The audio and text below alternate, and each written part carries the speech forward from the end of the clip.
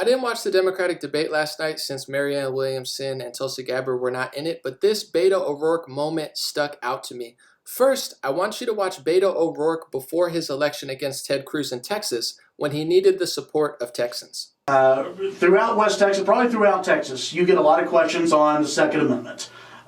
You were recently in Houston, I think it was late last week, you were in Houston and you were talking about the AR-15. And you said that no one should be able to buy an AR-15. Should not be able to be sold to civilians here in the United States. I own an AR-15. A lot of our listeners own AR-15s. Why should they not have one? To be clear, they should have them. If you purchase that AR-15, if you own it, keep it. Continue to use it responsibly. I think Texas has a real opportunity to lead on this issue right now because we so jealously guard that Second Amendment. We believe in it. We'll defend it. We have this proud, rich tradition of hunting, of owning guns for self-defense, for sport, for collection, as you may own that AR-15 for, just because it is fun to shoot. And I am an original co-sponsor of the assault weapons ban this year. Doesn't that punish, though, the responsible gun owner? Obviously school shootings, they make news, they're horrible, they're tragic. But it's a very small number of people, very small percentage of gun owners who carry that attack out. Yeah. Isn't it punishing the good guys who are out there, the majority who are out there? I don't think so. And again, we support the Second Amendment. If you own a gun, keep that gun. Nobody wants to take it away from you. At least I don't want to do that. Now listen to Beto O'Rourke at the debate last night.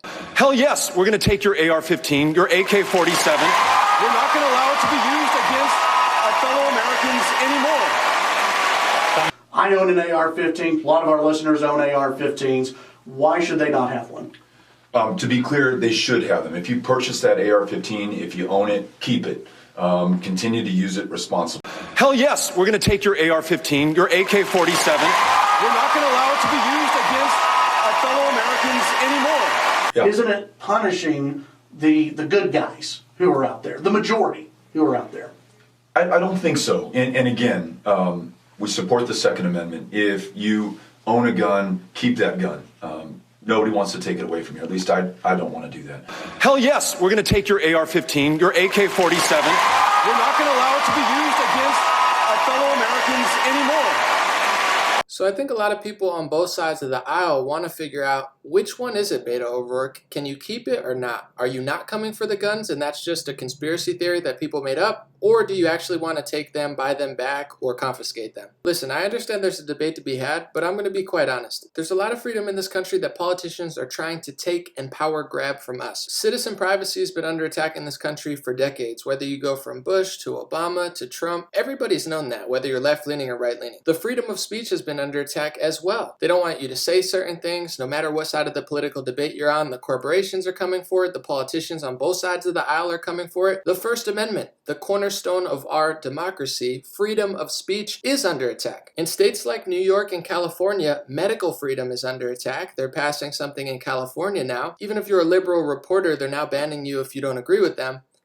Medical freedom is under attack. And yes, the Second Amendment is under attack, the right to bear arms. Even when I leaned more left when I was growing up and when I was younger, I always understood, although I personally didn't like guns, obviously I don't like murder, I'm not even really a hunter or anything, but I understood the Second Amendment was valuable because the government tends to be corrupt. There have been governments in history, whether you look at Hitler, Stalin, Mao, always wanted to confiscate the guns because an unarmed population is an easy population to take advantage of, to enslave. If you look at history, yes, slavery is real, present day and in the past. Dictators, authoritarians, all the stuff that they claim that President Trump is, it's important for the citizens, even if you don't like guns, to have the Second Amendment, the right to bear arms. And if they really believe that there's this catastrophic climate crisis that's going to displace millions of people, and there'd probably be mass lootings, riots, it would be a total collapse of our system. If they really believe that, they've been saying it in magazines for decades. It's going to melt.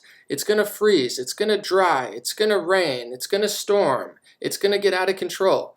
Then why in the world would they be trying to take certain guns away from American law-abiding citizens who, of course, would probably need to use that in a time of chaos and destruction that they themselves say is inevitable? They say there's no way we're going to avoid it. It's going to happen within 12 years. It's definitely going to happen. But there's no reason that you'd ever need this, why would you need that? We're going to take that for sure. And then none of it really adds up. And I think most people never really thought of that. And especially in this country right now, you have places like San Francisco trying to say that the NRA is a terrorist organization. Law-abiding gun owners, whether you like the NRA or in the NRA or don't care for the NRA, that's really happening. Celebrities and certain political people, that they're a terrorist organization. So it's not a conspiracy that a lot of media outlets hate us, that celebrities don't like certain people. It's not a conspiracy that they're coming for the First Amendment, the Second Amendment. I mean, even with a lot of these movements, they're pushing for the old saying, innocent until proven guilty, to be you're guilty if you have an accusation and you're not innocent if we choose your gender as guilty. A lot of our freedoms are under attack right now, and whether you dislike Trump, you love Trump, whether you're left-leaning, whether you're right-leaning, everybody knows it. So my question is here, which one is it, Beto? Do you want to confiscate guns? Do you not want to confiscate guns? I think the people of Texas and the people of this country deserve to know, since you keep flip-flopping depending which election you're trying to win. And a lot of us want to focus on mental health, the pharmacy industry, and many other things that I believe is causing destabilization in this country spiritually and mentally, which is leading to a lot of this stuff. There is a conversation to be had. Much love to Ted Cruz and Alyssa Milano, who sat down and talked about it recently. I think a dialogue is important and necessary, so good job, even though you guys disagree. And the last thing I want to say real quick is I personally think that the school shooter drill that they're doing more often and more often, school shooter drill, not only is it scaring the kids into not supporting the Second Amendment and not supporting freedom, but I also believe that it's actually incentivizing crazy kids to do that. When I was in school, they called it a lockdown drill. We did it like once a year, and nobody thought of a shooting or a school shooting. We just thought of, okay, lockdown drill in case something bad happens. You didn't really think about it. But the media and the schools constantly drive it into these kids' heads, pump them up with pharmacy pills, divide everybody, hate certain people, call certain people terrorists, call certain people bad names, judge people based on race and gender, when they always act like they're not judging people on race and gender, threaten anybody who believes in smaller government, lower taxes, and more personal freedom from the federal government, call them all sorts of mean and rude names in celebrity culture and the media, and then act like, no, we're not going to take stuff away from you. That's a crazy conspiracy theory. You just don't want to do anything about it. And then admit right in front of the entire country that you do actually want to take the stuff away that you just said previously that you didn't want to take away. Let me know your thoughts. God bless you. God bless your family. And I understand it's a very sensitive debate, but I'm tired of being blamed and law-abiding citizens being blamed for really bad people. Every time something bad happens, it's always tax-paying citizens from both sides of the political debate that lose more tax money, that lose more freedom, that lose more privacy, that lose more liberty. It's getting really weird. Have a great day, enjoy your year, and stay blessed.